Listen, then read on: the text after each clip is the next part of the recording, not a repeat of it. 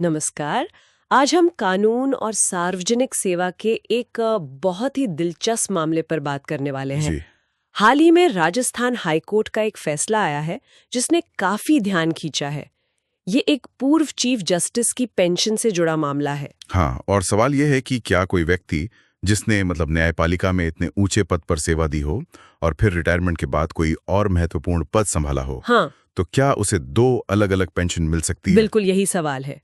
हमारे पास इस पर एक समाचार लेख है जो इस पूरे मामले को खोल कर रखता है। जी। तो आज हम इसी को समझने की कोशिश करेंगे कि भाई याचिका क्या थी, सरकार का क्या पक्ष था और सबसे अहम, कोर्ट ने आखिर किस आधार पर फैसला दिया, खासकर ये जो दोहरी पेंशन वाली बात है। हाँ, ये मुद्दा काफी संवेदनशील है। हाँ, और ये सिर्फ एक व्यक्ति की बात नहीं है। ये असल में सार्वजनिक पद, पेंशन के नियम और वो जो एक करियर एक पेंशन का सिद्धांत है, उस पर एक बड़ी बहस छेड़ता है। सही कहा। चलिए तो मामले के एकदम केंद्र में चलते हैं। याचिकाकर्ता हैं जस्टिस प्रकाश टाटिया। जी। इनका करियर देखें तो काफी प्रभावशाली रहा है। राजस्थान हाईकोर्ट में जज रहे, फिर झारखंड हाईकोर्ट के चीफ जस्टिस के पद से रिटायर हुए। लेकिन बात यही नहीं रुकी। रिटायरमेंट के बाद 2015 से 2019 तक उन्होंने राजस्थान राज्य मानवाधिकार आयोग मतलब SHRC, हाँ। उसके अध्यक्ष का पद भी संभाला। हाँ, वो भी एक महत्वपूर्ण पद है। बिल्कुल। तो अब उन्होंने हाईकोर्ट में याचिका दायर की और मांग ये की कि उन्हें SHRC अध्यक्ष के तौर पर जो काम किया उसके लिए भी अलग से पेंशन मिलनी चाहिए, मतलब जो जज वाली पेंशन है उसके अलावा। जी, और यहीं से मामला दिलचस्प हो जाता है कि उनकी दलील का आधार क्या था। हाँ, क्या बेसिस था? देखिए, उन्होंने राजस्थान राज्य मानवाधिकार आयोग के जो नियम हैं, वेतन, भत्ते और सेवा शर्तों वाले नियम 2002 के, उसके नियम 4 का जिक्र किया। अच्छा। इस नियम में 2012 में एक संशोधन हुआ था और उसमें पेंशन शब्द जोड़ा गया था।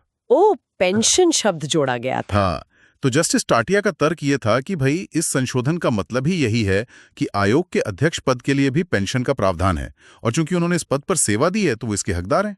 तो उनका कहना था कि ये 2012 वाला बदलाव उनके लिए एक नई पेंशन का दरवाजा खोलता है। हाँ, उनकी व्याख्या तो यही थी और इतना ही नहीं, उन्होंने अपने दावे को और पुख्ता करने के लिए एक पुराने मामले का भी जिक्र किया। कौन सा मामला? वो न्यायमूर्ति महेंद्र भूषण शर्मा का केस था जो लोकायुक्त पद से जुड़ा था। कहा जाता है कि उस मामले में शायद अलग पेंशन की मंजूरी मिली थी। अच्छा। तो जस्टिस टाटिया ने उसी आधार पर समानता मतलब पैरिटी का तर्क दिया कि अगर लोकायुक्त के मामले में ऐसा हो सकता है तो फिर SHRC अध्यक्ष के मामले में क्यों नहीं? दोनों ही तो महत्वपूर्ण वैधानिक पद हैं। ये तो हुई याचिकाकर्ता की दलील। अब जरा सिक्के का दूसरा पहलू देखें। राज्य सरकार, उनका क्या कहना था इस मांग पर? जाहिर है वो तो मान नहीं रहे होंगे। बिल्कुल नहीं मान रहे थे। राज्य सरकार ने उनकी मांग को सिरे से खारिज कर दिया। उनका सबसे पहला और शायद सबसे मजबूत तर्क ये था कि जस्टिस टाटिया पहले से ही अपनी अधिकतम स्वीकार्य पेंशन ले रहे हैं। अधिकतम मतलब? हाँ, सुप्रीम कोर्ट जजेस salary and conditions of services act 1958 के तहत जो एक हाई कोर्ट चीफ जस्टिस के लिए अधिकतम पेंशन तय है वो उन्हें मिल रही थी। उस समय शायद 1,25,000 रुपए प्रति माह। अच्छा, 1,25,000। जी। तो सरकार का कहना था कि कानून एक सीमा तय करता है, आप उससे ज्यादा पेंशन नहीं ले सकते, भले ही आपने अलग अलग पद संभाले हों। और वो जो नियम 4 में पेंशन शब्द जोड़ने की बात थी, उस पर सरकार ने क्या कहा? उनकी क्या व्याख्या थी? हाँ, ये अहम था। सरकार की व्याख्या जस्टिस टाटिया से एकदम उलट थी। उनका कहना था कि 2012 में वो पेंशन शब्द जोड़ने का मकसद समानता लाना जरूर था, पर अलग तरह से। अलग तरह से कैसे? मतलब ये सुनिश्चित करना कि अगर कोई रिटायर्ड जज जो पहले से पेंशन पा रहा है आयोग का अध्यक्ष बनता है तो उसकी कुल आय कम ना हो जाए। मान लीजिए किसी की पिछली पेंशन आयोग के अध्यक्ष के वेतन से ज्यादा है तो वो अंतर बना रहे। अच्छा, मतलब एक तरह की प्रोटेक्शन। बिल्कुल। सरकार का साफ कहना था कि ये संशोधन का इरादा कतई एक और पेंशन या दूसरी पेंशन देना नहीं था। ये सिर्फ एक सुरक्षा कवच था, दोहरा फायदा देने का जरिया नहीं। उनका स्टैंड था कि भाई कानूनी तौर पर दूसरी पेंशन देना मुमकिन ही नहीं है। तो मतलब एक तरफ याचिकाकर्ता नियम के संशोधन और पुराने केस का हवाला दे रहे थे जी, और दूसरी तरफ सरकार अधिकतम पेंशन सीमा और नियम की अलग व्याख्या पर अड़ी थी। वाकई पेचीदा स्थिति थी। हाँ। तो ऐसे में राजस्थान हाईकोर्ट की खंडपीठ, जिसमें जस्टिस फरजंद अली और जस्टिस अनुपिंदर सिंह ग्रेवाल थे, उनके सामने ये मामला आया।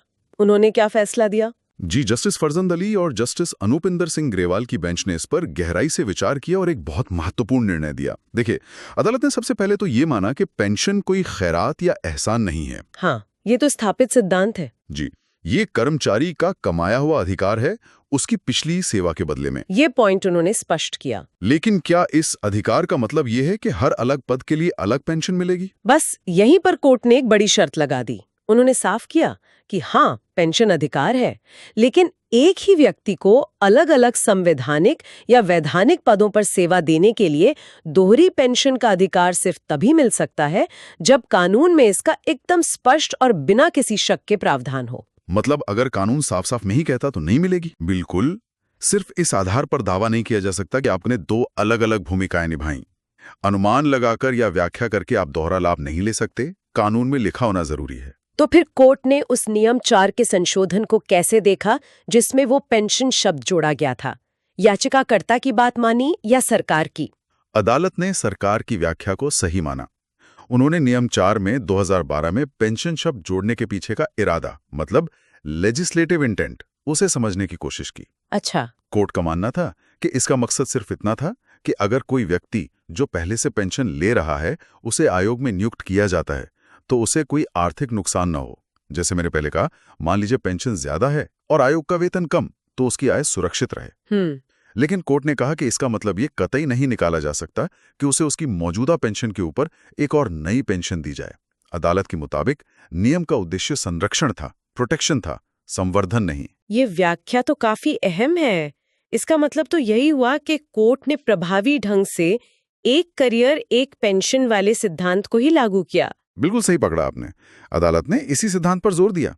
उन्होंने कहा कि सार्वजनिक सेवा में आम नियम यही है कि एक व्यक्ति को उसकी सेवा के लिए एक ही पेंशन मिलती है, चाहे उसने अपने करियर में अलग अलग भूमिकाएं क्यों न निभाई हों। और अगर इस नियम से हटना है तो उसके लिए कानून में बहुत स्पष्ट शब्दों में लिखा होना जरूरी है। बिना ऐसे साफ प्रावधान के कई पेंशन का दावा नहीं बन सकता। ये सिद्धांत सिर्फ वित्तीय अनुशासन बनाए रखता है, बल्कि ये भी पक्का करता है कि पेंशन व्यवस्था का गलत इस्तेमाल ना हो। लेकिन वो जो जस्टिस टाटिया ने न्यायमूर्ति महेंद्र भूषण शर्मा वाले लोकायुक्त केस का जिक्र किया था, उस पर कोर्ट ने कुछ कहा, वो यहाँ क्यों लागू नहीं हुआ? हाँ, अदालत ने निश्चित रूप से उस पर भी विचार किया होगा। हालांकि हमारे पास जो जानकारी है उसमें इस पर बहुत विस्तार से नहीं बताया गया, लेकिन आमतौर पर ऐसे मामलों में अदालतें ये देखती हैं कि क्या दोनों मामले तथ्यों और लागू कानूनों के लिहाज से वाकई एक जैसे हैं। अच्छा, मतलब क्या वो कंपेरेबल थे? जी।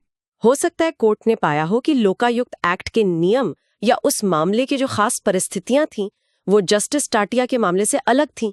शायद लोकायुक्त एक्ट में पेंशन को लेकर कोई ऐसा विशिष्ट प्रावधान हो जो SHRC नियमों में नहीं था, या फिर उस केस के फैक्ट्स ही ऐसे हों कि नतीजा अलग निकला। तो कोर्ट ने माना होगा कि वो केस इस मामले के लिए बाध्यकारी मिसाल नहीं है। हाँ, ऐसा ही लगता है। हर मामला अपने तथ्यों और उस पर लागू होने वाले कानूनी फ्रेमवर्क के आधार पर तय होता है। तो कुल मिलाकर अदालत ने सिर्फ नियम के शब्दों को नहीं देखा, बल्कि उसके पीछे का मकसद क्या था उसे भी अहमियत दी। निश्चित रूप से ये न्यायिक व्याख्या का एक बहुत महत्वपूर्ण पहलू है। अदालतें सिर्फ शब्द नहीं पढ़ती, वो ये भी समझने की कोशिश करती हैं कि कानून बनाने वालों का इरादा क्या था, खासकर जब नियम की भाषा थोड़ी अस्पष्ट हो या उसकी एक से ज्यादा व्याख्याएं मुमकिन हो। इस मामले में कोर्ट इस नतीजे पर पहुंची कि पेंशन शब्द जोड़ने का इरादा दोहरा लाभ देना नहीं था, बल्कि सिर्फ ये सुनिश्चित करना था कि अनुभवी लोग बिना किसी माली नुकसान के डर के इन महत्वपूर्ण पदों को स्वीकार करने के लिए आगे आएं। अच्छा, इस फैसले का असर क्या हो सकता है? क्या ये सिर्फ इसी केस तक सीमित रहेगा या इसके कुछ दूरगामी परिणाम भी होंगे? नहीं, इसके निश्चित रूप से दूरगामी परिणाम है। ये फैसला उन सभी स्थितियों के लिए एक अहम नजीर, मतलब प्रेसिडेंट बन गया है, जहां रिटायर्ड जज या दूसरे वरिष्ठ सरकारी अधिकारी बाद में दूसरे वैधानिक निकायों जैसे मानवाधिकार आयोग, लोकायुक्त या अलग अलग ट्रिब्यूनल्स या आयोगों में पद संभालते हैं। अच्छा। ये साफ करता है कि जब तक उस खास पद के लिए बने नियमों में या संबंधित एक्ट में साफ तौर पर दूसरी पेंशन का प्रावधान न हो, तब तक वे अपनी पिछली सेवा की पेंशन के अलावा एक और पेंशन के हकदार नहीं होंगे। तो इसने एक तरह से इस मसले पर काफी हद तक क्लैरिटी ला दी है। हाँ बिल्कुल, इसने पेंशन नियमों की व्याख्या, खासकर संशोधनों के असर और सार्वजनिक पदों पर नियुक्ति से जुड़े वित्तीय पहलुओं पर काफी रोशनी डाली है।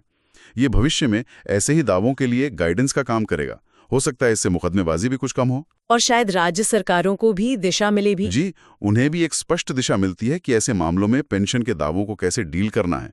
और हाँ, सार्वजनिक वित्त के नजरिए से भी ये अहम है, क्योंकि ये सुनिश्चित करता है कि पेंशन की देनदारियां बेकाबू होकर ना बढ़ें। तो अगर हम इस पूरी चर्चा को समेटें, तो राजस्थान हाईकोर्ट ने पूर्व चीफ जस्टिस प्रकाश टाटिया की SHRC अध्यक्ष के कार्यकाल के लिए दूसरी पेंशन की याचिका खारिज कर दी। फैसले का निचोड़ ये है कि जब तक कानून में साफ साफ न लिखा हो, एक व्यक्ति को अलग अलग ऊंचे पदों पर सेवा देने के लिए दोहरी पेंशन नहीं मिल सकती। सही। एक करियर एक पेंशन का सिद्धांत ही मान्य रहेगा। और नियम 4 के संशोधन की व्याख्या सुरक्षा देने के तौर पर की गई, ना कि अतिरिक्त लाभ देने के। बिल्कुल सही कहा आपने।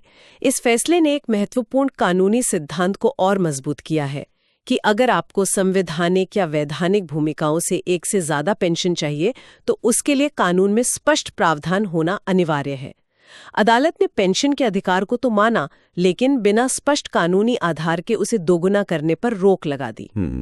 ये दिखाता है कि अधिकारों की भी अपनी सीमाएं होती हैं, जी, जो कानून द्वारा तय होती हैं। ये सब समझने के बाद एक सवाल जरूर मन में उठता है। हाँ, और ये एक जरूरी सवाल है।